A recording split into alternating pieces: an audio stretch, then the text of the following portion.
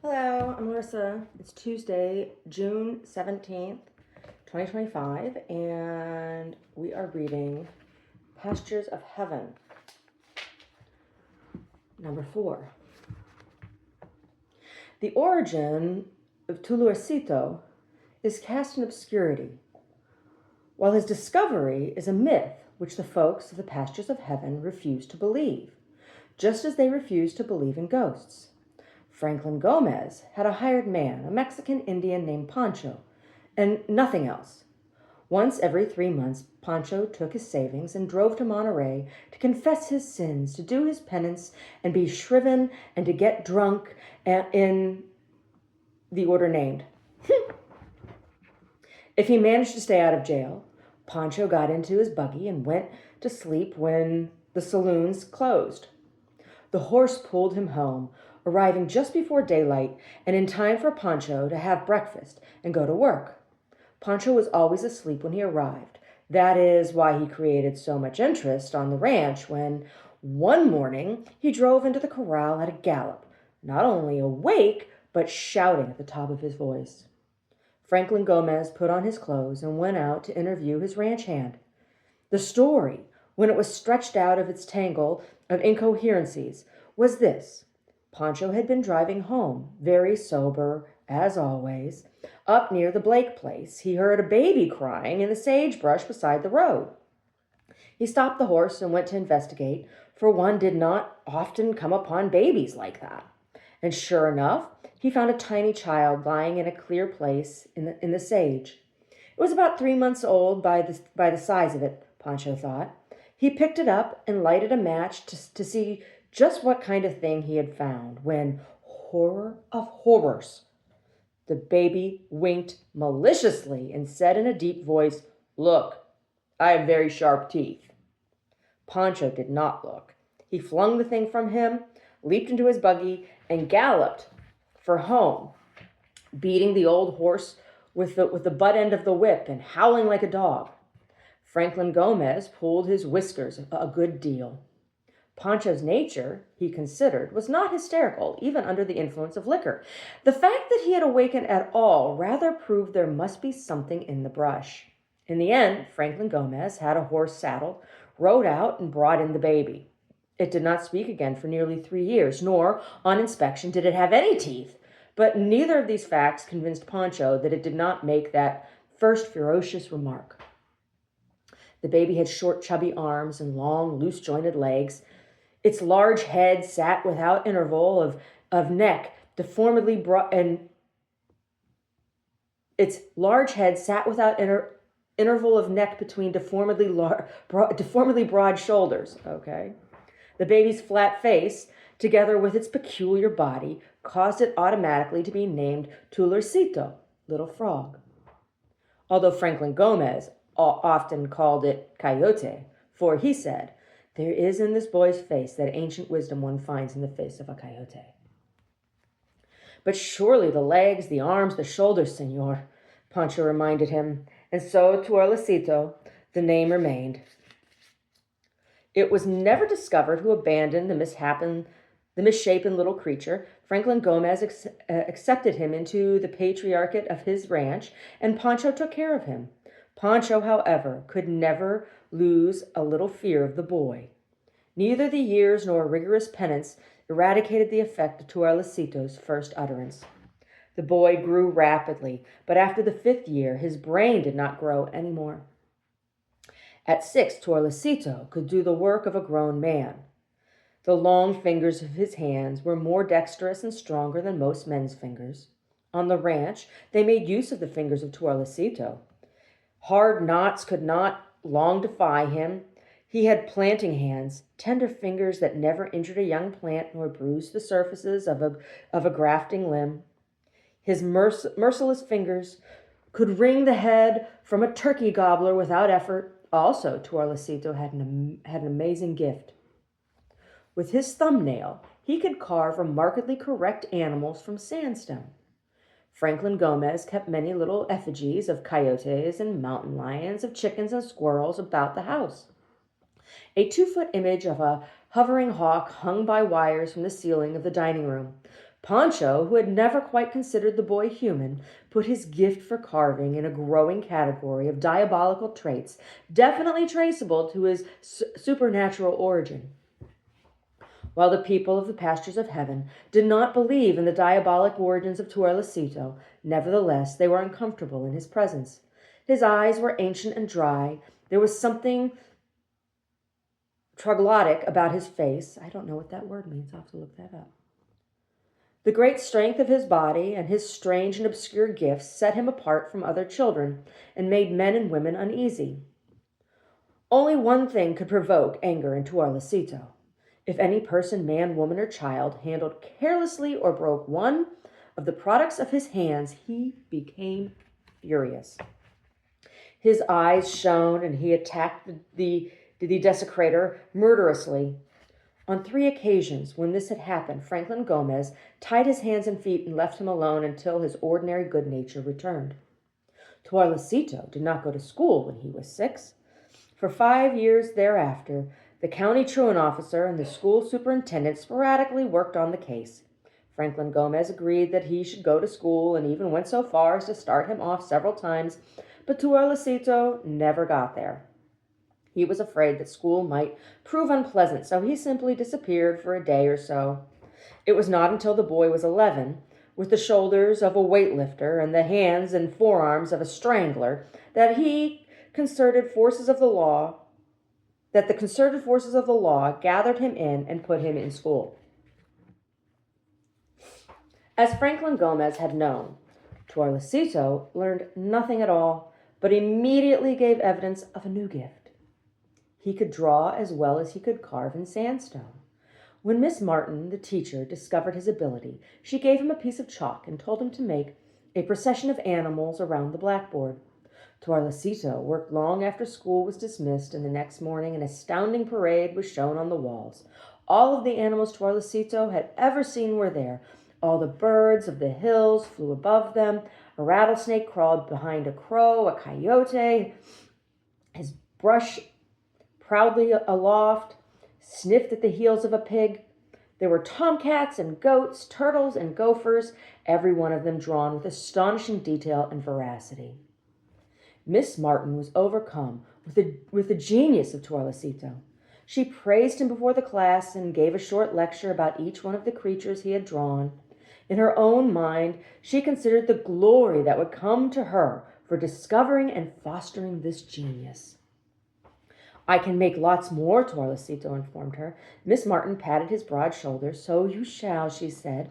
"You shall draw every day. It is a great gift that God has given you." Then she realized the importance of what she had just said. She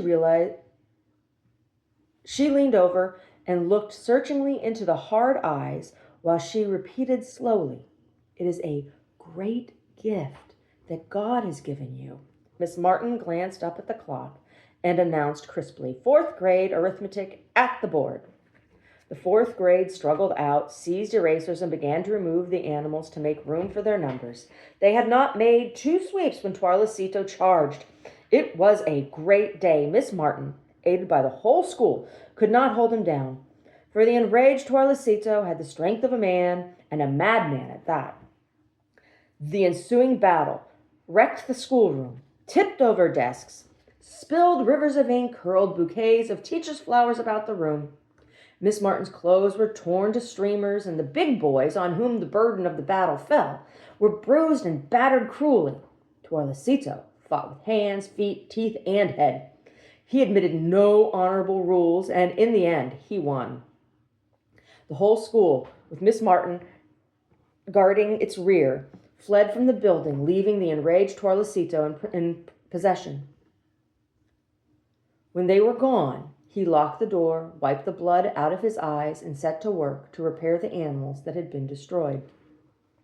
That night, Miss Martin called on Franklin Gomez and demanded that the boy be whipped. Gomez shrugged. "You really wish me to whip him, Miss Martin?" The teacher's face was scratched. Her mouth was bitter. "I certainly do," she said. "If you had seen what he did today, you wouldn't blame me. I tell you, he needs a lesson." Gomez shrugged again and called Tuerlecito from the bunkhouse. He took a heavy quirt down from the wall. Then, while Torlecito smiled blandly at Miss Martin, Franklin Gomez beat him severely across the back. Miss Martin's hand made involuntary motions of beating. When it was done, Torlecito felt himself over with long, exploring fingers, and still smiling, went back to the bunkhouse. Miss Martin had watched the end of the punishment with horror. "Why, he's an animal," she cried. "It was just like whipping a dog." Franklin Gomez permitted a slight trace of his contempt for her to show on his face. "A dog would have cringed," he said. "Now you have seen Miss Martin. You say he is an animal, but surely he is a good animal. You told him to make pictures, and then you destroyed his pictures. Torlecito does not like that." Miss Martin tried to break in, but he hurried on. "This little frog should not be going to school. He can work. He can do marvelous things with his hands, but he cannot learn to do simple things of the school. He is not crazy. He is not one of those whom God has not quite finished. I told the superintendent these things, and he said the law requires Torlecito to go to school until he is 18 years old. That is 7 years from now. For 7 years, my little frog will sit in the first grade because the law says he must. It is out of my hands." "He ought to be locked up," Miss Martin broke in. "This creature is dangerous. You should have seen him today." "No, Miss Martin, he should be allowed to go free. He is not dangerous. No one can make a garden as he can. No one can milk so swiftly nor so gently. He is a good boy. He can break a mad horse without riding it. He can train a dog without whipping it. But the law says he must sit in the first grade, repeating C-A-T, cat, for 7 years. If he had been dangerous, he could easily have killed me when I whipped him." Miss Martin felt that there were things she did not understand, and she hated Franklin Gomez because of them. She felt that she had been mean and he generous. When she got to school the next morning, she found Torlecito before her. Every possible space on the wall was covered with animals. "You see," he said, beaming over his shoulder at her. "Lots more, and I have a book with others yet, but there is no room for them on the wall."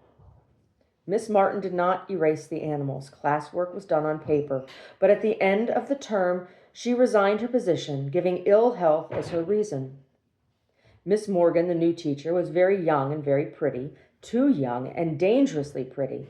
The aged men of the valley thought. Some of the boys in the upper grades were 17 years old.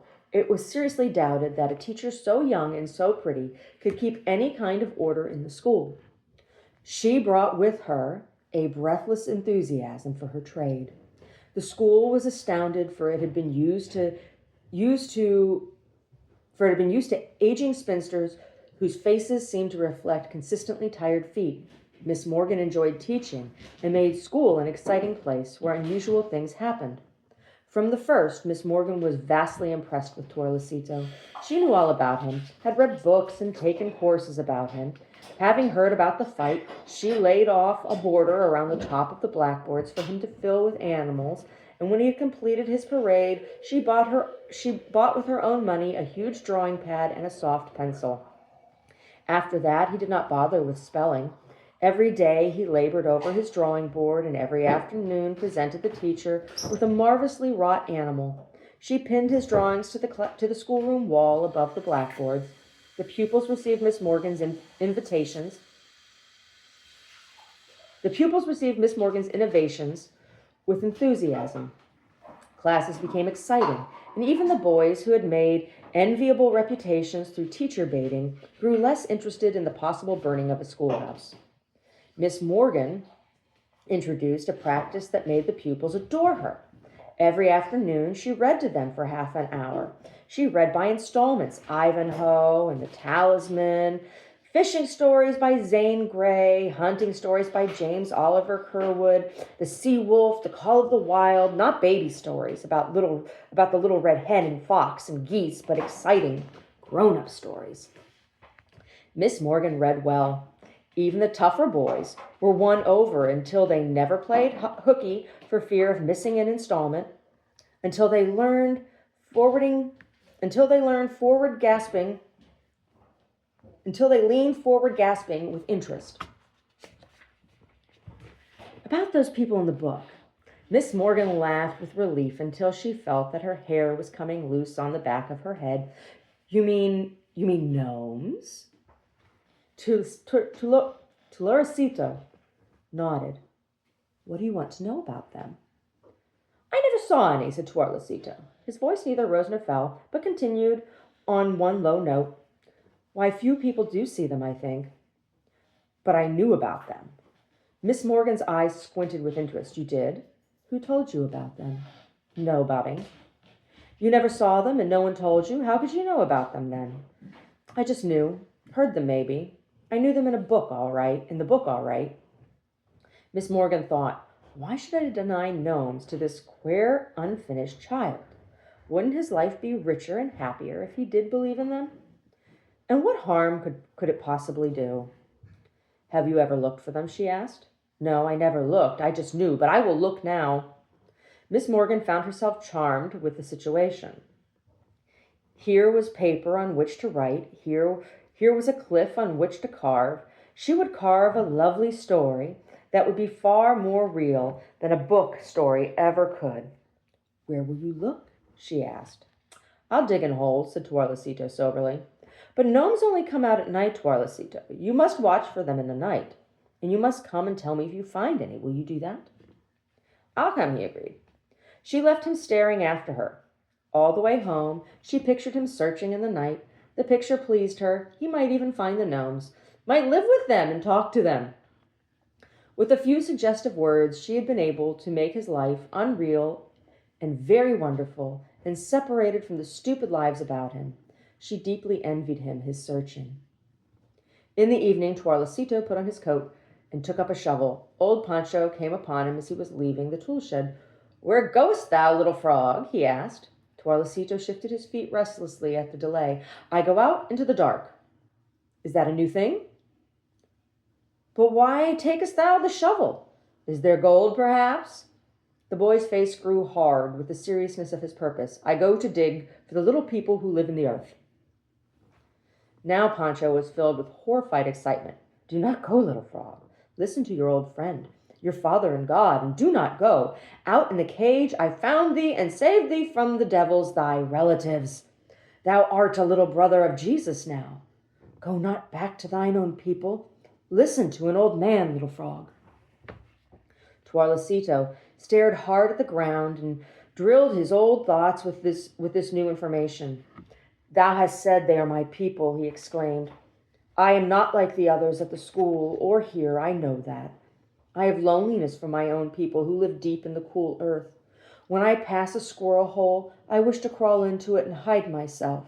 My own people are like me, and they have called me. I must go home to them, Pancho. Pancho stepped back and held up crossed fingers. Go back to the devil, thy father, then. I am not good enough to fight this evil.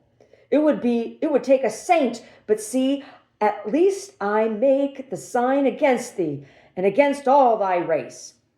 He drew the cross of protection in the air in front of him. Tuarlacito smiled sadly and, turning, trudged off into the hills. The heart of Tuarlacito gushed with joy at his homecoming. All his life he had been an alien, a lonely outcast, and now he was going home.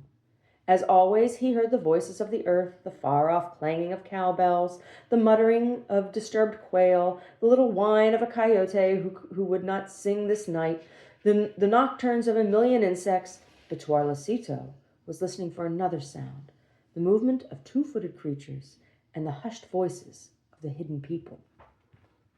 Once he stopped and called, My father, I have come home. And he heard no answer. Into squirrel holes he whispered, Where are you, my people? It is only Tuarlacito come home. But there was no reply. Worse, he had no feeling that the gnomes were near. He knew that a doe and a fawn were feeding near him. He knew a wildcat was stalking a rabbit behind a bush, although he could not see them. But from the gnomes, he had no message. A sugar moon arose out of the hills. Now the animals will come out to feed, Tuarlacito said in the papery whisper of the half-witless. Now the people will come out too. The brush stopped at the edge of a little valley, and an orchard took its place. The trees were thick with leaves, and the land finely cultivated. It was Bert Monroe's orchard. Often, when the land was deserted and ghost-ridden, Torlacito had come here in the night to lie on the ground under the trees and pick the stars with gentle fingers. The moment he walked into the orchard, he knew he was nearing home. He could not hear them, but he knew the gnomes were near. Over and over he called to them, but they did not come. Perhaps they do not like the moonlight, he said. At the foot of a large peach tree, he dug his hole, 3 feet across and very deep. All night he worked on it, stopping to listen a while, then digging deeper and deeper into the cool earth. Although he heard nothing, he was positive that he was nearing them. Only when the daylight came did he give up and retire into the bushes to sleep. In mid-morning, Bert Monroe walked out to look at a coyote trap and found the hole at the foot of the tree. "What the devil," he said. "Some kids must have been digging a tunnel. That's dangerous. I'll cave it in on them, or somebody will fall into it and get hurt." He walked back to the house, got a shovel, and filled up the hole. "Manny," he said to his youngest boy, "you haven't been digging in the orchard, have you?" Said Manny. "Well, do you know who has?" Said Manny. "Well, somebody dug a deep hole out there. It's dangerous. You tell the boys not to dig or they'll get caved in." The dark came and Torlacito walked out of the brush to dig in his hole again. When he found it filled up, he growled savagely, but then his thought changed, and he laughed. "The people were here," he said happily. "They didn't know who it was, and they were frightened. They filled up the hole the way a gopher does. This time I'll hide, and when they come to fill the hole, I'll tell them who I am. Then they will love me." And Torlacito dug out the hole and made it much deeper than before because much of the dirt was loose. Just before daylight, he retired into the brush at the edge of the orchard and lay down to watch. Bert Monroe walked out before breakfast to look at his trap again, and again he found the hole open. "The little devils," he cried. They're keeping it up, are they? I'll bet Manny is in it after all." He studied the hole for a moment and then began to push dirt into it with the side of his foot. A savage growl spun him around. Torlacito came charging down upon him, leaping like a frog on his long legs and swinging his shovel like a club. When Jimmy Monroe came to call his father to breakfast, he found him lying on the pile of dirt. He was bleeding at the mouth and forehead. Shovelfuls of dirt came flying out of the pit. Jimmy thought someone had killed his father and was getting ready to bury him. He ran home in a frenzy of terror and by telephone summoned a band of neighbors. 6 men crept up on the pit. Torlacito struggled like a wounded lion and held his own until they struck him on the head with his own shovel. Then they tied him up and took him to jail. In Salinas, a medical board examined the boy. When the doctors asked him questions, he smiled blandly at them and did not answer. Franklin Gomez told the board what he knew and asked the custody of him. "We really can't do it, Mr. Gomez," the judge said finally. "You say he's a good boy. Just yesterday he tried to kill a man. You must see we cannot let him go loose. Sooner or later he will succeed in killing someone." After a short deliberation, he committed Torlacito to the Asylum for the Criminal Insane at Napa. Wasn't that interesting? Given events, current events.